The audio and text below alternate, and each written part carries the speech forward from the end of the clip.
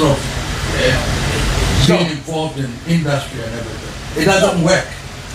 And it's about time Ghana realizes that it's not going to work for government to be involved in in setting up companies and all those things. It doesn't work. Government should be contained with policies, and then private sector should be involved in setting up industries and everything.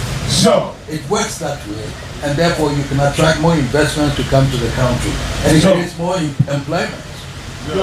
VRA and others are all government establishment. Let's give it up and divest to public sector, private sector, and then we inject money in there. And get the right people to do it.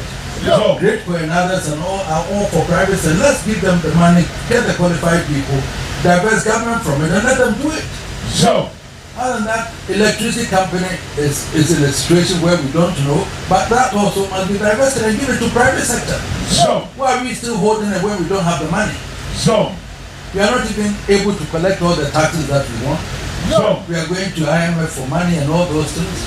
We are hanging on to industries that we cannot maintain and run.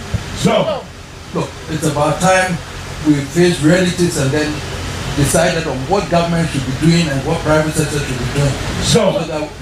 This is a testimony of private sector investment.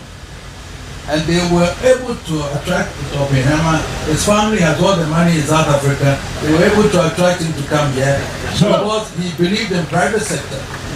And they've done it in various countries in Africa. So that is how we have to be looking at it, to attract more of these investments into the private sector so we can do it. My son here, when he was saying that those small generators and all those and given to we and all those things, go and review the policy and let the government know how to go about it. So, ladies and gentlemen, I thank you very much for coming here to witness what we are witnessing today. It's a testimony to the hard work of the Ministry of Energy, GENSA, and private sector. That's why we have this here. And I thank you very much for my son here for inviting me to see what we all prayed for. And now we are here witnessing it. Thank you very much.